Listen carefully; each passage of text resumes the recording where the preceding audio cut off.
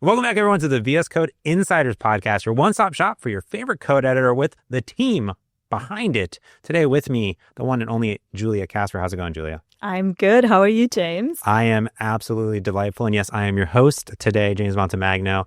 And Julia and I have worked together for like ever, basically. Yeah. I like how you're like, yeah, I have to talk to James again. Oh, no, it was like I'm excited to be here, you know. Yeah. You've like our path has crossed multiple different times. I'm very excited to be back now working in the IDE space. So yeah. Yeah, I'm super excited when you joined the VS Code team. I was really excited because we worked together really close on lots of other products. And you worked with Pierce in the past as well, who we've had on the podcast, obviously, leading the PM side of the VS Code, talking about all the good stuff. And I was excited because you're working on many things in VS Code, but one of the more advanced, complex topics, which is like models and evaluations and like users, like what developers should be using, how do we evaluate them? There's so many models. I feel like it's a new week. It's kind of like a JavaScript framework, new week, new model. Yep. So I kind of want to dive into that. Awesome. Yeah, definitely. Yeah. Well, what got you excited about one first, like this space and joining the team and like models in general? I think the most exciting thing is because of AI, how much it has changed how developers work now. And I think because I do have some background in web development, but then also it's always past my path with low-code developing. And now with AI, not saying that it is low-code developing, but with an AI agent helping you to develop, it kind of feels like a cool mix of it is becoming a little bit more low-coding, but also you still see what's actually happening under the covers. And it's just speeding up how you develop these days, crazy, like in an amazing amount of time. So I think that's what got me so excited about it. Yeah, and it's a cool space too, because it is evolving so fast. Like we do this podcast, we talk about new things, and like sometimes we'll put out a podcast and then a month later, it's like, I got to have that team back to talk about it because it's all different now. We talk about models. There's many models. I was just talking to some developers and they asked me, I'd opened up VS Code and I was using GPT-5 Mini. They said, why did you GPT-5 Mini? Why? And I was taking some data and I was kind of parsing it and having it turn into GitHub issues with MCP. And I didn't have like a scientific reason. It was more like a vibe, you know what I mean? Which was like, well, I know that small models are pretty good at parsing text really fast and coming up with stuff. That was like in my mind. I mean, I use GPT-5 Nano on my personal websites because it's really cheap and it's pretty fast. So I was like, I'll just pick Mini because it's just there. Also, 0x, it's free, you know what I mean? So it was good. But I was trying to explain to them why I was going down that path. But when we think about all these models, we have the Codex models, we have a Codex Mini model, we have like our own custom models, we have like, Sonnet, and we have all these other ones. Like when we think about the models, like how should developers be thinking about these models? And like in your time on the team and going through evaluations, looking at these models, like how has your perception sort of changed even how you use different models in coding? So I think the biggest change, especially now that I joined the team, is previously what I did is I opened VS Code, I picked one model, and that's kind of, I stuck with it because I was like, of course at the beginning you're trying and you're picking a few, and to your point, you're kind of gut checking out a certain model, right? But then once you found something, you're like stuck with it. So I didn't really change it. But something I noticed now that I'm on this team and knowing how much work actually goes into these new model releases and what we are actually doing and modifying the IDE itself to a new model, I keep changing depending on my task or what I'm trying to achieve. But also I sometimes keep coming back to models that I previously tried and it didn't, for whatever reason, didn't feel like it was working for me, but I keep coming back because we are also improving some of the already existing models. So it's kind of you have to continuously evaluate what models are out there, picking and choosing depending on your task, and just always give it a new try once you've done a certain task or you want to reevaluate some of the things. Can I ask you a question? Why does it feel like if it's a new week that sometimes the model does different things? You know what I mean? Like you just said something interesting, which is like that we seem to be improving it. What does that mean? Because I've noticed that yeah, like if I use a model on launch day, it's very different than I use it like a week or 2 weeks or like a month later. Yeah. So actually what we do is, calling a model is basically making an API call, right?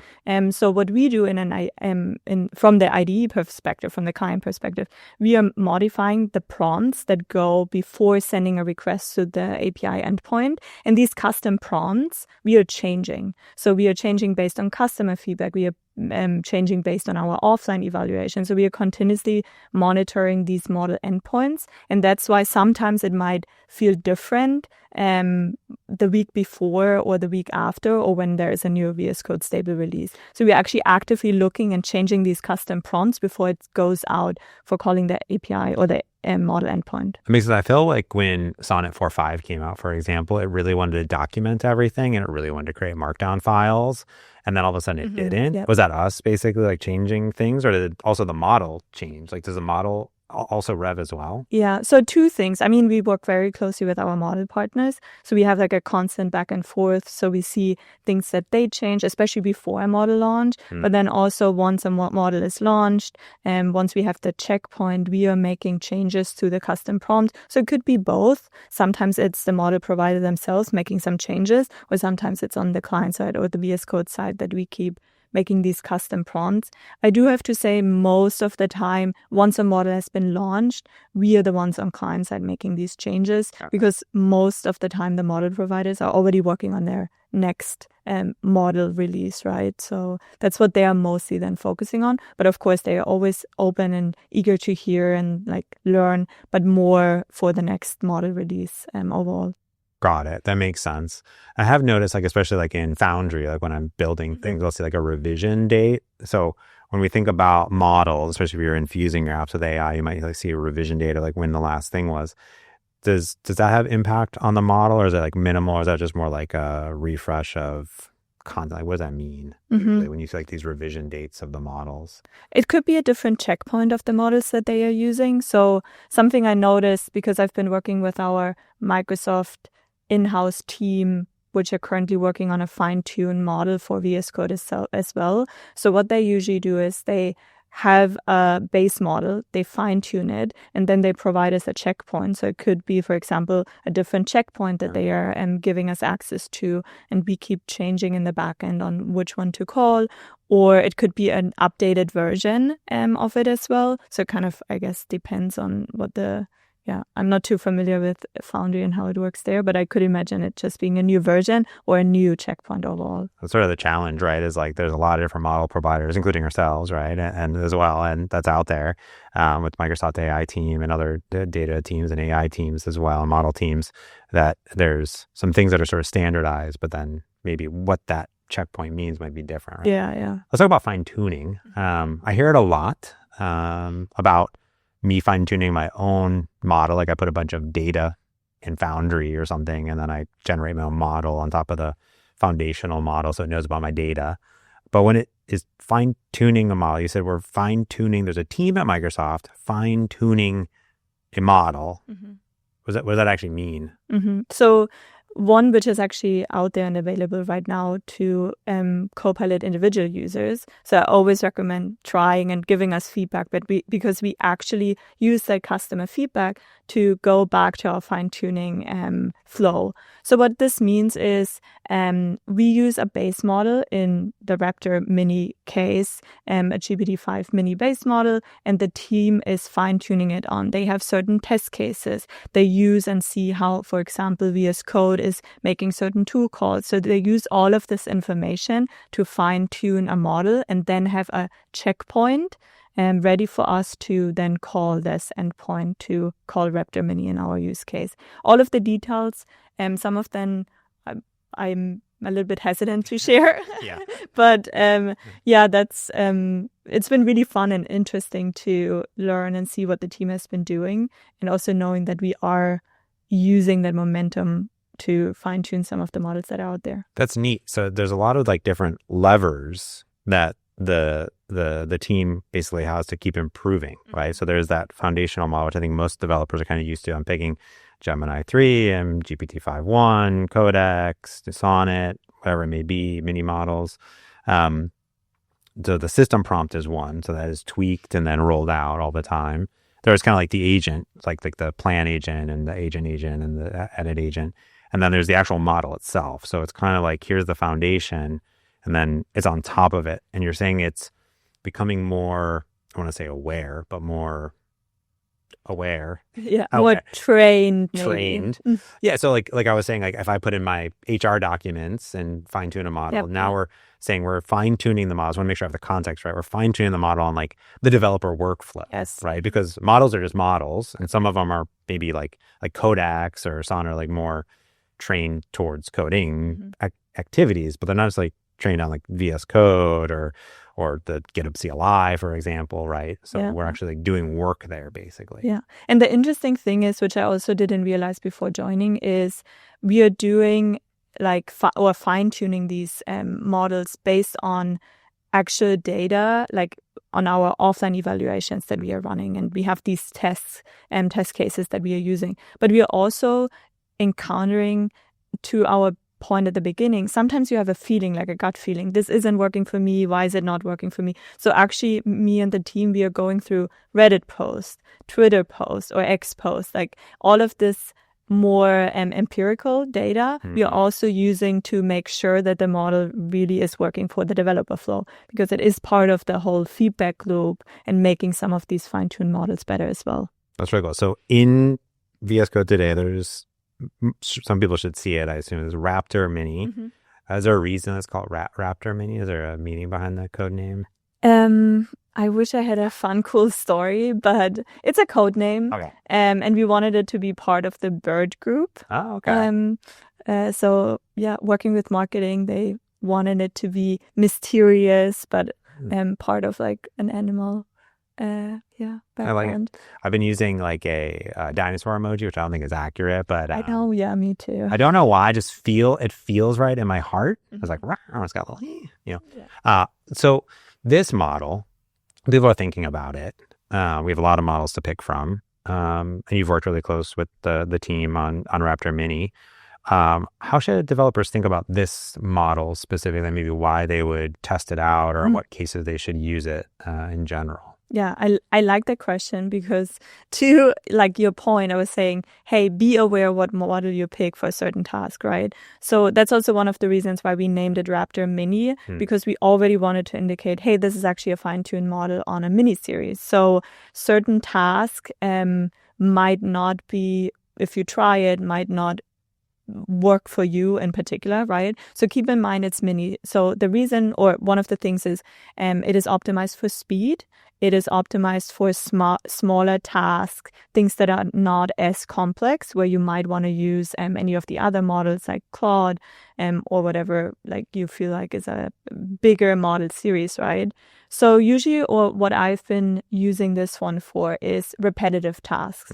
So one of the things I've been working on is I do right now a lot of data analysis. So we have Kusto query QLs or files. So I'm trying to replicate or tweak some of these things because I want to show different columns. So that's exactly what I'm using the Raptor Mini for now. Is I want it to be fast. It's not a very, in my opinion, a very complex, multiple different files kind of task. So I'm using this because I need the speed and I need a more repetitive kind of use case scenario for it.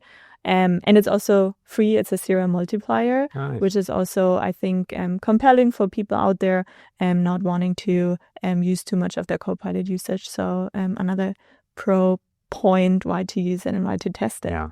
Or if you're like me, kind of use as much as humanly possible. And then you run out and you're like, well, mission accomplished. Use all my premium tokens. What a great day for me. Super productive. Now I'll just, switch or maybe pay for some more premium miles if we need.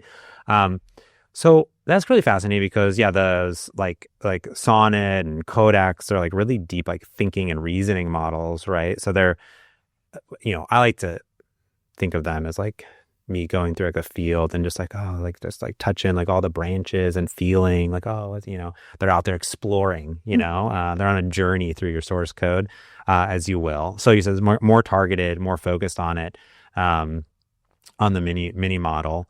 So, does that mean that like use it for notebooks, but like as a developer, should I think about it as like one file, two file, all file, code base? Like it kind of provided extra context that's going to help it like inside of it with these mini models. So I think I use the mini models a lot because of the speed. They're really fast and they do a lot of thinking, I think, which is really great too.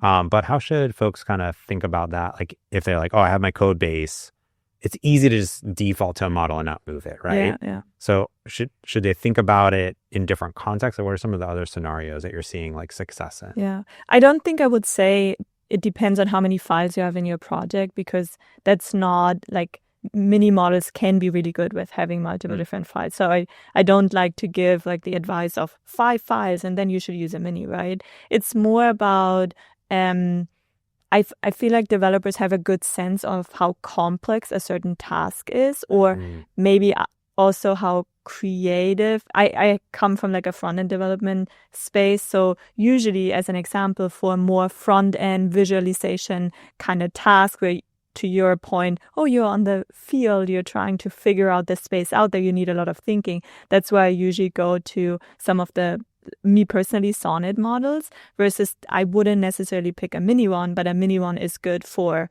oh, I have an API, I have an endpoint, I want to add a new endpoint, which on my scale of how complex a certain task is, the mini ones I would pick for more speed, clear, I have good instructions, this is what you need to do, versus the other one is more like in the thinking, planning kind of phase, if that makes sense. Yeah, that makes a lot of sense.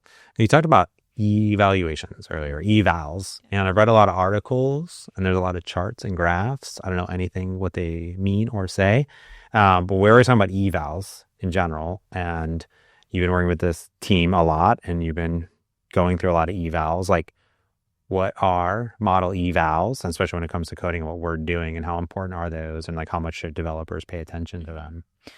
Oh yeah, very interesting. So I don't think you as an developer right now using VS Code, you don't have to overemphasize on evaluation. It's more something we internally use to make VS Code as our coding agent much better.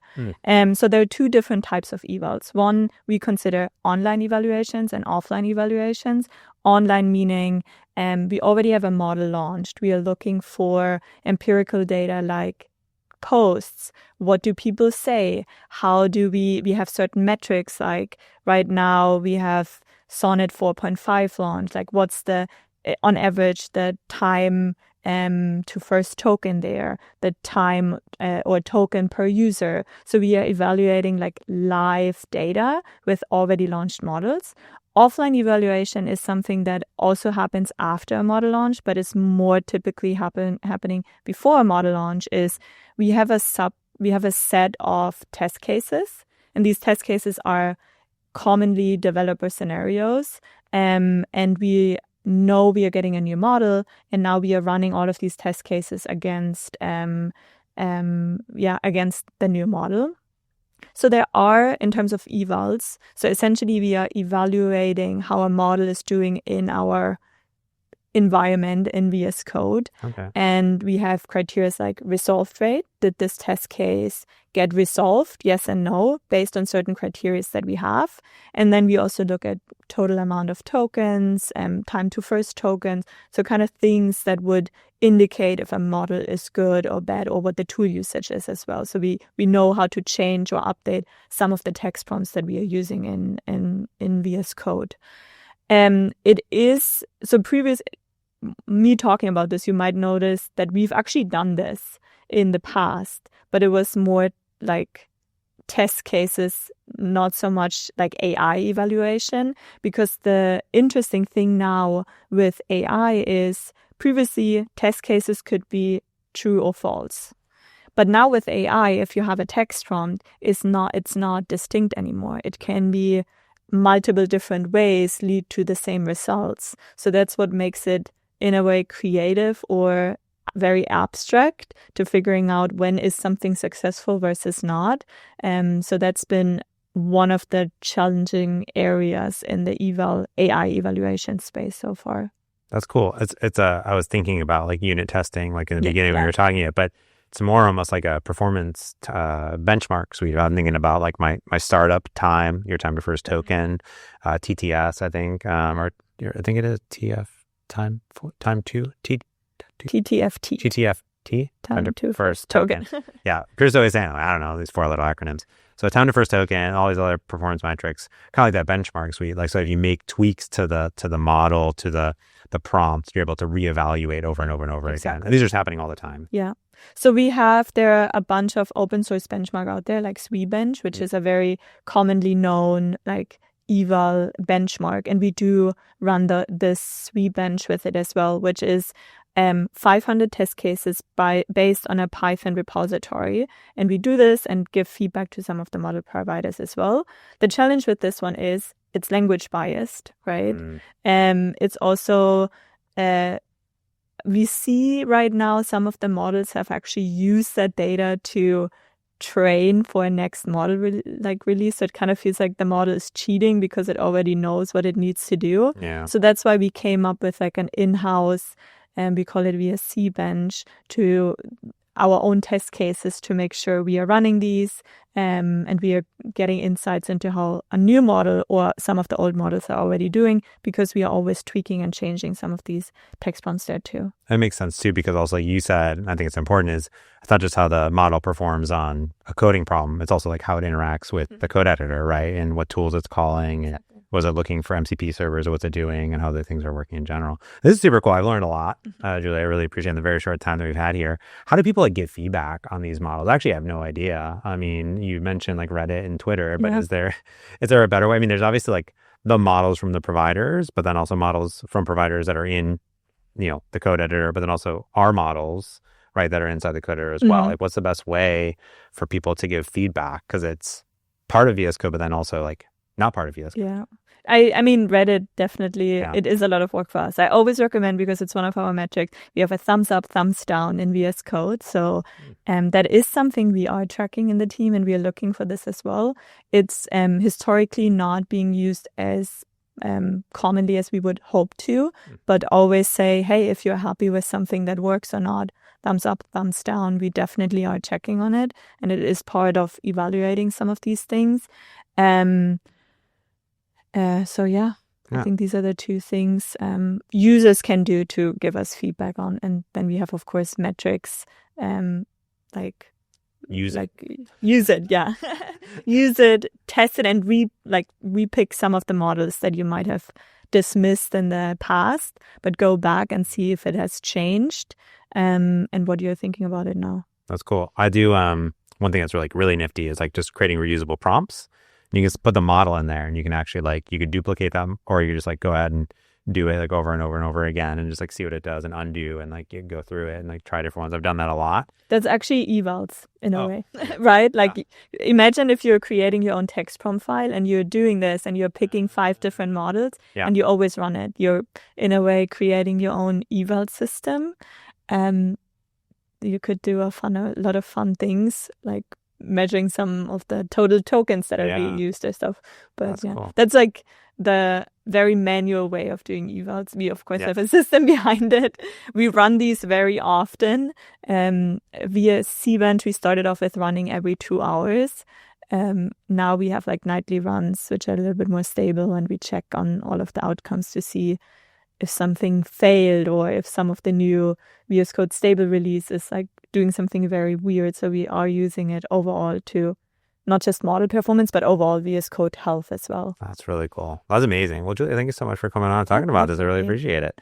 And just like you can go into the chat and agent and give it a thumbs up, you can give a thumbs up to this on YouTube as well if you're watching us live as well. You can do that. I'll put a little icon here that has like what it looks like in VS Code if you've never seen that little thumbs up. But you can also go down there, thumbs up it, subscribe to the VS Code YouTube, so you can watch not only this podcast, but you can also watch a whole bunch of videos. We have videos here, including one from Julia herself, DJ Julia. You have to watch that video. I'll put it right here if you're watching on YouTube, or I'll also put on the show links because there's also an audio version of this. So if you're on a commute, you can listen to this every single week out there. Find it in your favorite podcast application. Like, subscribe, do all the things. That's going to do it for this VS Code Insiders podcast. So until next time, happy coding.